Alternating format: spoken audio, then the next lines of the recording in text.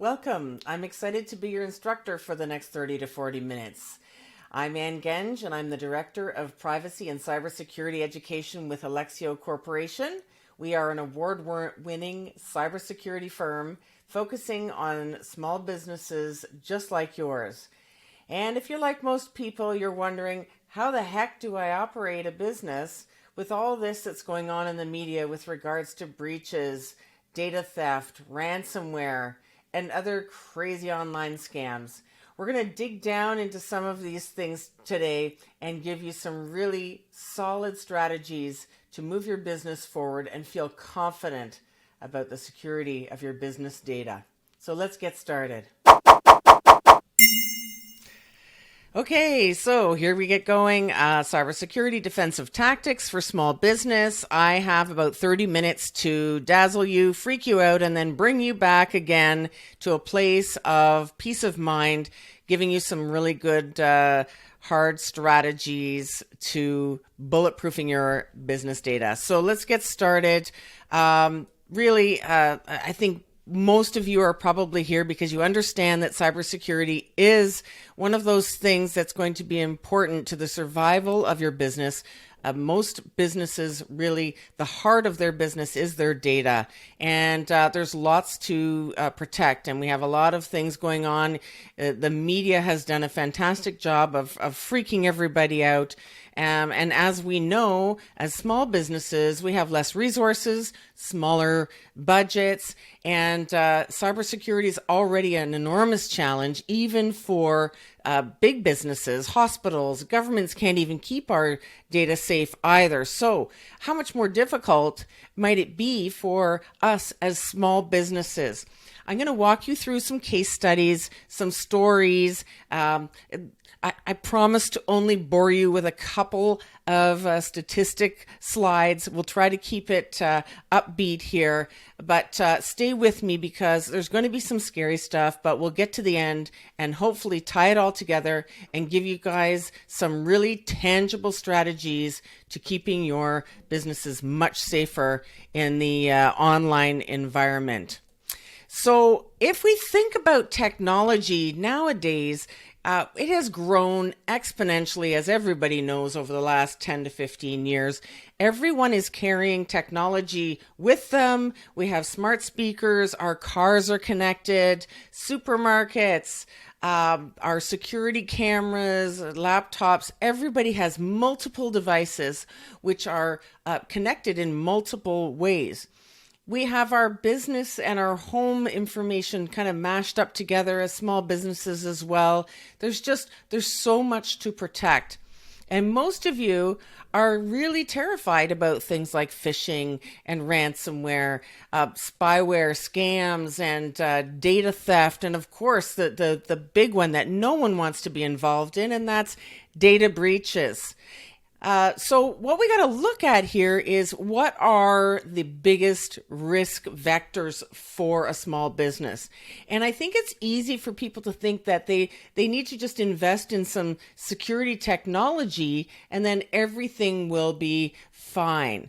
But the big thing to know is that almost 90% of successful cyber breaches are a result of human error in one form or another. So it really needs to be a combined effort when it comes to education, understanding the threats that are out there, and then deploying certain types of technologies to work together to create a really rock solid cybersecurity program. When we look on the people side, and I'm sorry, my face is a bit in the way here, we have, of course, our team of people. We have our own responsibility to understanding these risks, but we need to know that the people working together with us and the people supporting our business all have a really good understanding of cybersecurity as well. It's a combined effort. And these vectors right here, as I just said, are what can be a big problem for you. And we'll talk about how email and online, working online causes these types of issues and how technology can somewhat help save the day it's still important for us to have a people strategy, because we're working with email, we're doing things like web browsing, we're downloading software, we're using cloud applications. Some are using their own devices that don't have virtually any security on them whatsoever, and yet they have access to our business data. Safeguarding, it's so much more than just having a free antivirus program running on your computer. And there's this whole thing around social media, the risks that presents. Often people don't have a really good strategy for backup and disaster recovery. And then many of us as small businesses are giving access to outside contracted type workers and don't have a handle on this piece of who has access to what, when, and how to understand how to protect it in the first place. And so what we have is a ton of different types of data. Of course, our business data, our customer data. We have our own personal information within these systems. I think it's very obvious that we'd want to protect our financial information, but let's not forget things like health data. Health data can be extremely sensitive. Things about our treatments, diagnosis, our medications, insurance. We have all these pieces of information within these systems as well. And employees are the heart of our business, but we are responsible for safeguarding their data too. And then we have a lot of our own information in there. I've seen computers in the past that have been handed to us to fix, and it's because somebody just needs their divorce files off their computer. There's all sorts of stuff that's in these systems and goes beyond what we even can imagine that we need to be thinking about protecting in a really, really cohesive way. Now, the challenge with that begins with breaches that have already occurred. So every one of you have received these types of phishing emails. We all have tons of online accounts. And here are some examples of some very large companies that have already had breaches. And the chances are, if you have an account with one of these organizations or any number of others, you may have already been involved in a data breach, which means lots of things that we're going to go through. But let's start and just take a moment and see, are you part of the breach club already? So if you look here on the right side of the screen, there's a QR code. You can scan that with your phone and it will take you to this website. You can also put this into your web browser. And this is Firefox's breach monitoring service. It will tell you right now if you've been involved in a data breach and which data breaches you've been involved in. Most often it will tell you what parts of your credentials or all of them have been breached. And you can also set this to monitor and let you know if you show up online with one of these breaches. And this is going to be very important to you understanding right out of the gate, right now, how you're going to start to understand your risk and build your cyber strategy. So, if you have found yourself on that list, I don't want you to get too crazy scared right away because we're going to tell you in a second. I'm going to tell you in a second how to deal with that. But what it means is that you have your information is showing up on the dark web. And the dark web is the place, it's the marketplace for our information. This is where the cyber criminals buy, sell, and trade our personal information. And isn't that nice of them? Yes, we love that because even when they don't use it to directly attack us, at very least, it's making our email part of phishing campaigns worldwide. So what we want to do, if you did find that you were a part of one of those breaches, or some of you might have many, and I think it's obvious to most people that you would go in and change your password on that account, change your passwords on other accounts, because why? Cyber criminals know that they should be able to take those credentials they have and try them on a number of other online services and get some hits. I'm going to show you about that in a second. It's called credential stuffing. If you can retire that email account, that's a great idea to do that. But don't forget also to change your security questions, because in some circumstances, some of these breaches, these cyber bad guys have gotten a hold of that as well, the security questions. So you want to make sure you change those. Now, we just talked about credential stuffing. This is a tactic used by these bad guys. And what happens is they know really well that most of you are using the same email and password combinations across a number of different online accounts. And the average person, the average small business person, has between 70 and 90 online accounts.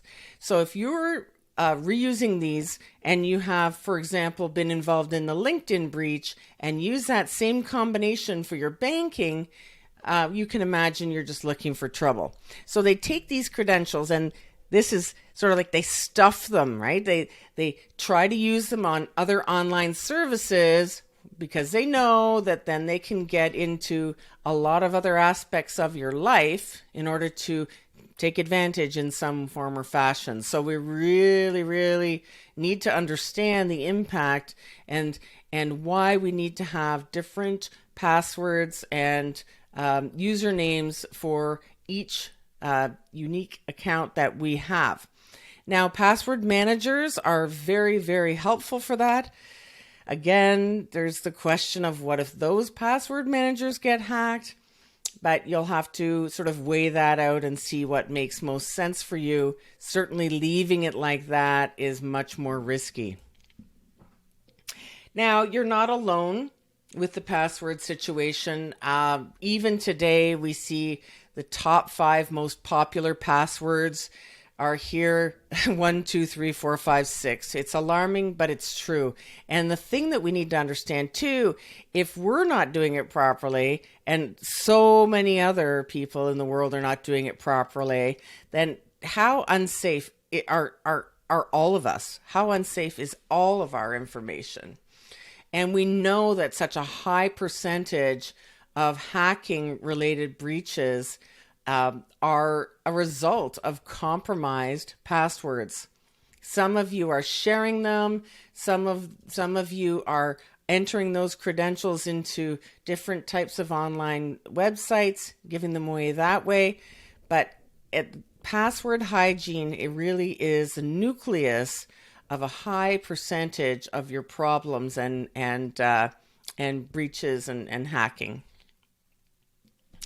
So once these cyber criminals have a hold of your credentials or even just your email, you'll start to get those crazy emails and I'll show you some examples in a minute, but these types of tricks, these are what they call social engineering. Social engineering means how these bad guys are learning or using information and tactics against you to trick you. They really are the master storytellers. They understand human psychology. They understand how to use emotion and urgency to get us to do things that they want. In fact, nowadays, it's not even that we are specifically being targeted. We end up being a part of huge lists of emails that are all being emailed at once. And these cyber criminals know that a certain percentage of us are going to click on the attachment or the link in those emails. And at that point, we are actually just inviting them in. So it's sort of like gambling. They know that if they send out 40,000 emails, that 10 or 20 or 50 even might click on that and allow them access into the system to take a look around and decide how they may further attack us, or just install something called ransomware, which we'll talk about in a few minutes. So this process really happens when they send the email and the attachments through to us. Also, what you'll notice is there are things called phishing websites. Sometimes these websites are earn $50 a minute by doing such and such online, prepare reviews and make $3,000 a day. And then you create accounts with them, and all you're doing actually is providing your information to these phishing websites so these bad guys can further target you. And so once you're on that list, like I said, it goes up for sale. It gets traded around on the dark web. Many different bad guys will start sending emails to you, and a certain percentage of you are going to click on those. And then now the attacker has access to your system, can basically do what they want at that point. Now, I have a story, and I think it's pretty relevant. It's something that could happen to any one of you. And this is a story of a dentist. And I don't know if how many of you have already been a victim of ransomware. Hopefully there aren't too many, but this is a story of ransomware, which basically encrypts your data on your computer and then holds it for ransom and says, unless you pay us so much money, we're not going to give it back. Anyway, what happened with this particular small business, and this was a dentist, he had a person that comes in once a week to do the bookkeeping. And she got an email that said lab invoice, which is a very common type of email to receive. And when she clicked on that, it wasn't an invoice. It was actually a ransomware. And her machine shut down immediately, and then unfortunately spread this ransomware to all the other machines in that business. And I know some of you are Mac users, and you might only just have one computer in your network. You're a solopreneur. Ransomware can happen to Macs as well. Yes, it's much more prevalent in PCs, but ransomware can also happen to Mac computers. So in this scenario, this office had a server of their own as well. It also got locked up. And when they called their IT said, that's no problem. We will restore your data from your backup. However, when they got there, they found that they hadn't actually configured that backup properly in the first place. They had to bring in numerous different specialists to try to restore some sort of data, and they were not able to do that. And after 5 days of lost income, they had to go ahead and pay these bad guys anyway. So this is a story you don't want to have happen to you, of course, because the thousands and thousands of dollars to attempt to regain access to the information and the thousands of dollars that were lost, business loss, really just aren't worth it. And ransomware really is a very, very lucrative business for cyber criminals. In fact, you can actually buy ransomware kits online. So it's pretty easy. You don't have to have a lot of technical skills. You just have to have some big email lists, and you can be in the ransomware business.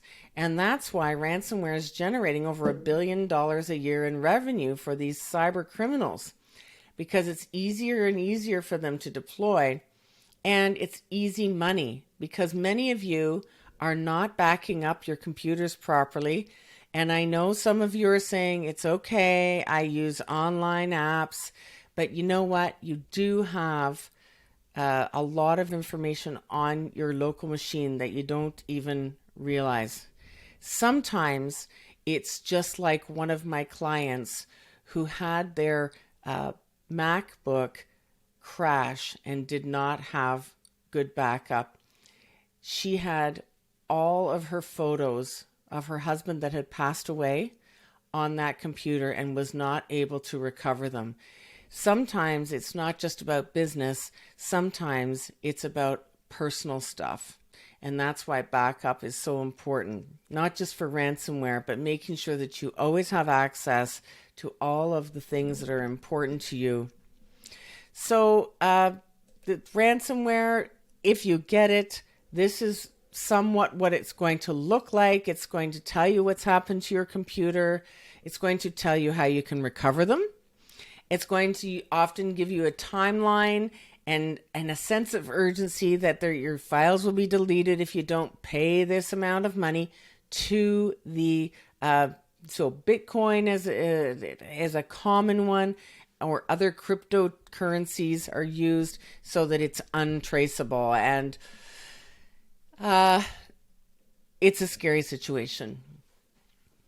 So just wanted to review again the process here, because we talked about email, we talked about how this can happen by accessing these bad files online, and this is general anatomy of most kinds of virus attacks. I'm focusing on ransomware because this is the most common thing that's happening for you. It's important to also know, though, that this can happen by USB as well, or transferring anything over any type of connected device. There was a case in Saskatchewan last year where a breach happened because somebody plugged in a phone and accessed a Word document, which then opened on a computer and then unleashed an attack that way. There's a case that I had 2 years ago where an IT provider came in with a USB stick, plugged it in, and then put a ransomware on the system, an IT guy.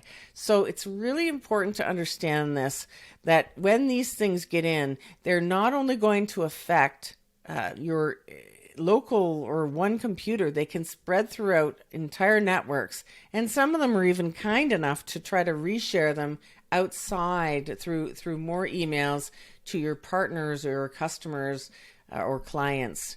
So understanding how to protect it and prevent these things from happening or getting this far is very, very important.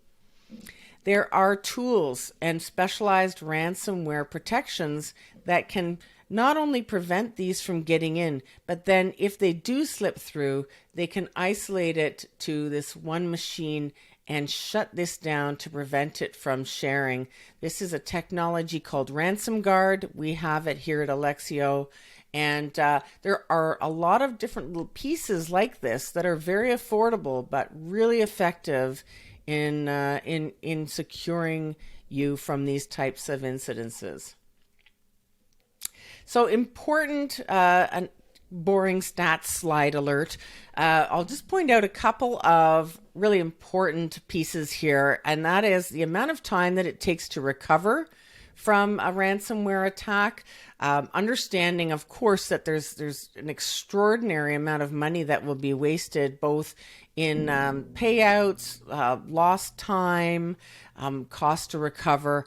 But this here is the most shocking to me, and that is that you often will, even if you use the decryption tool that they provide you because you've paid them, you can often still get a percentage of data loss, and 4% data loss is still very alarming. That's a loss that most businesses can't afford to take, and it takes a long time to understand where that data loss is. Sometimes you only realize it over a couple of months or so. So again, prevention is the best way. The best way to deal with ransomware is to not just not get it in the first place. So let's swing back, because I know that most of you are getting numerous emails like this a week. And I think that it's just getting harder and harder to really spot what these are.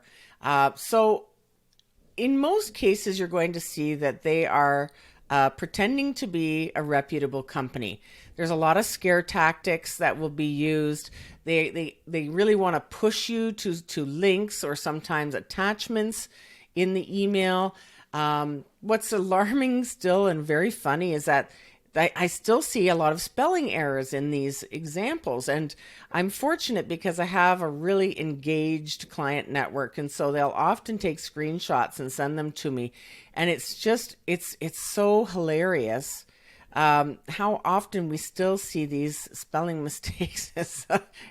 I'm happy because it's a good way for us to identify it. But you got to know they're only going to get better.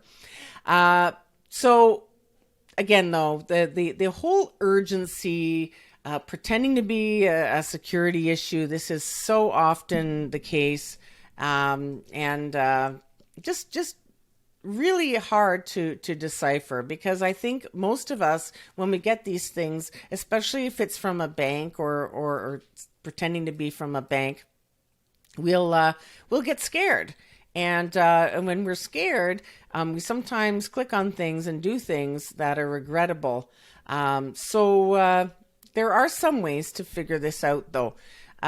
If we do follow a link to a website, here's a good example of Wells Fargo. And you know, one of the first things that tipped me off about this is that it's asking for an extraordinary amount of information that they just would. This is just not something that a bank would do. They wouldn't do it. They wouldn't ask for this over an unsecured website, for example. See, there's no little lock up here. There would be much more secure ways of gathering this data from you. Okay. If we look here, we can see this says Cabinet King something, and then they've tried to mask it by putting Wells Fargo in there, but this definitely doesn't say wellsfargo.com. So we can often just check this online to make sure that this here, which is called the URL, is the actual web address for whatever they're purporting to be. And I think that's why, you know, we really always have to visit the websites directly, understand that pop-up windows are often there to distract us. These are generally not used in places where the very sensitive information or action items should occur. They're usually there to try to sell us something or take advantage of us in some way. We just talked about these, what is an SSL certificate, and that is a certificate that is showing that the web address or the website is an actual secure site.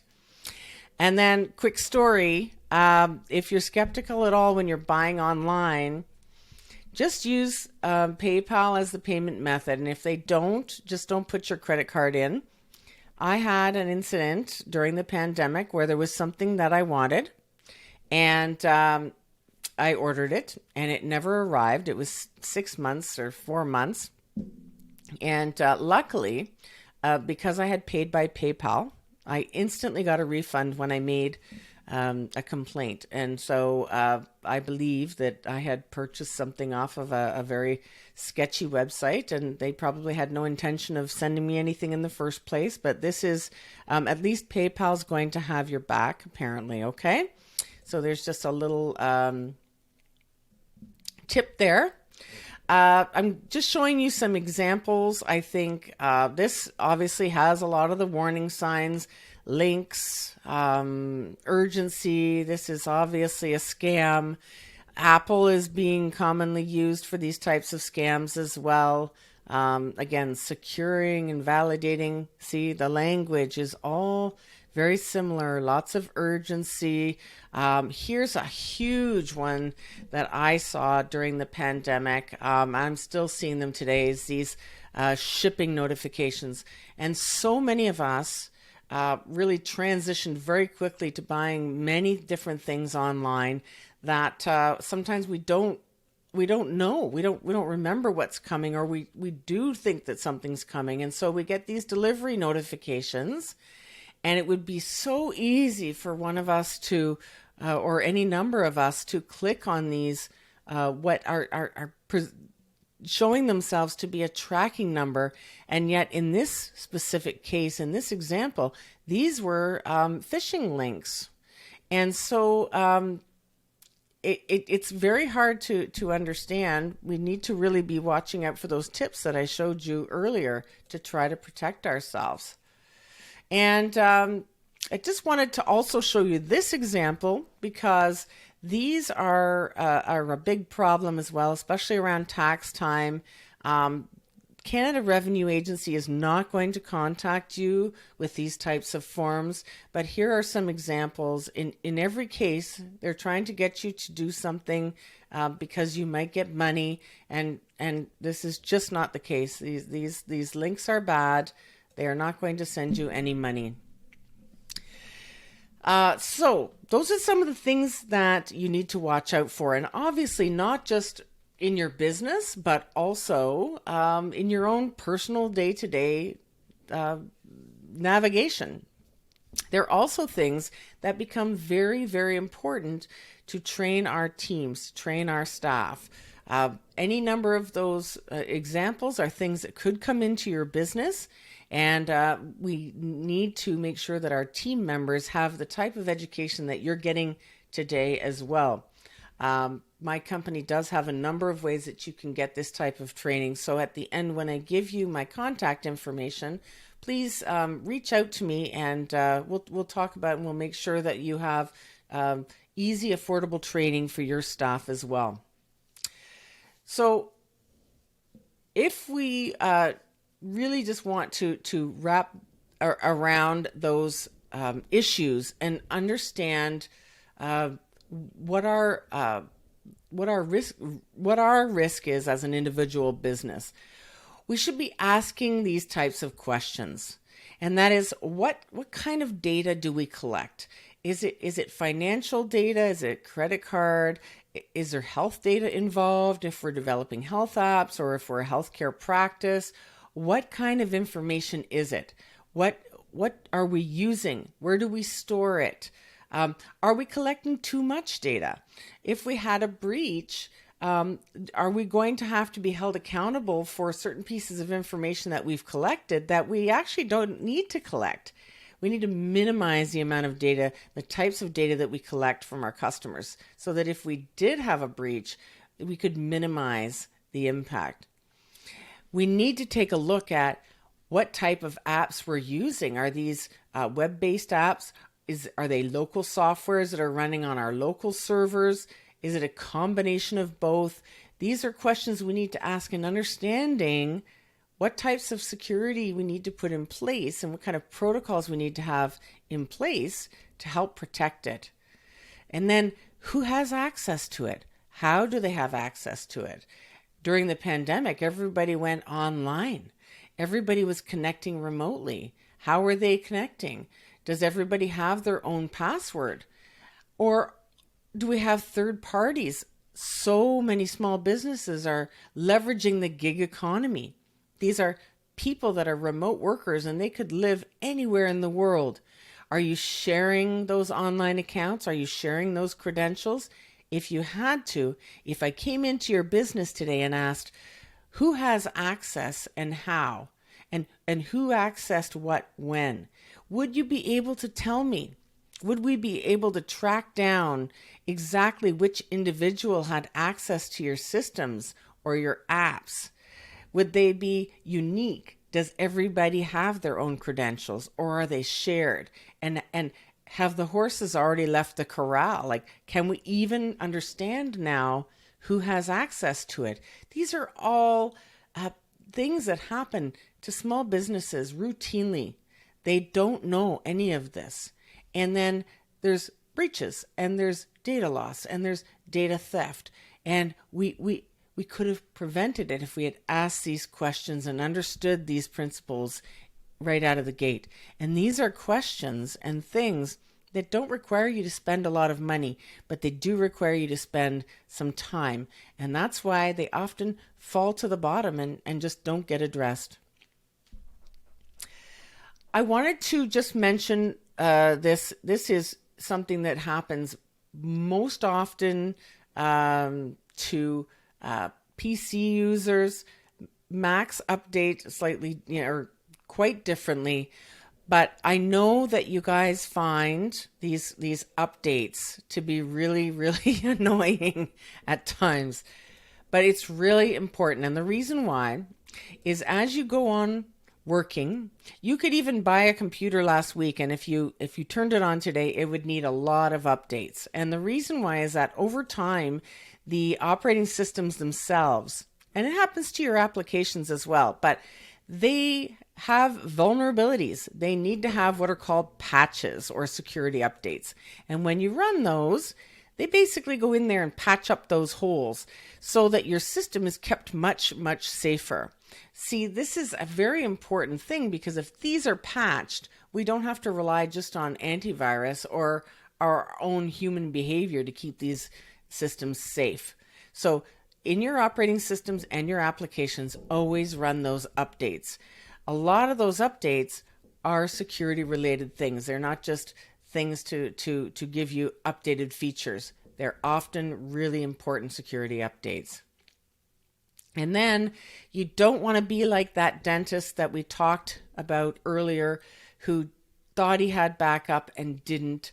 Our friends over at Sync.com, they are a Canadian-based secure backup, file sharing, file storage company. They're kind enough to give 5 gigs free. If you scan that QR code, you can start with them in order to make sure that your local files on your existing devices are always backed up and those files are always available to you. So that's a nice handy thing to have from them. Not to be a commercial for Sync.com, but I'm a big fan. They're really doing some great work to facilitate security and the ability for us to always have our important files backed up. And obviously, most of you know that your business is subject to privacy laws, either federally or provincially, depending on the type of business that you're in. It could be a combination.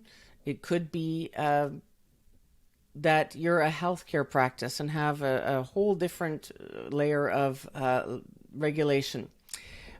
But we have made it easy for you to check that. If you go to our website, there is a privacy laws lookup page, and you can click on whichever province you're in and check your industry and see which data protection laws are applicable to you.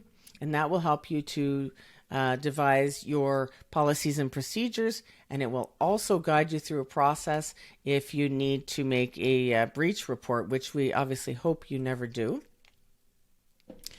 And if we just wind down here and I want to give you my top 7 cybersecurity defensive tactics. And as you can probably tell, I'm very passionate about education. And when it comes to cybersecurity, continuous training really is best. It's never going to be a one and done thing. This is a constantly changing and shifting environment. There are new threats all the time. Keep your eyes on it. If you can consume just a little bit of cybersecurity knowledge once a week or so, excellent idea. In fact, we built our cybersecurity training around the idea of micro training. So, for example, in our business, when we do cybersecurity training, we send out a 2 to 3 minute video with a little quiz every single week. And that's to keep you guys really fresh and on top of understanding the types of threats that are bombarding small businesses like yours every day. And then the next thing is, again, most people just don't have time to get to this, But here are some good examples of the types of policies you're going to want to have. You obviously are going to put technology in place to secure your systems, but you also need a rule book that lays out what is expected of your team in how they're working with your systems and your data, and what is the rule book and what happens if they don't follow those policies. So it's such a good idea to take especially these few that I've put here and make your rule book about that, and have everybody acknowledge it, sign off, so that you know that they completely understand. Risk assessment's really important. Keeping those operating systems up to date. Having someone monitor and maintain the security of your systems, really important.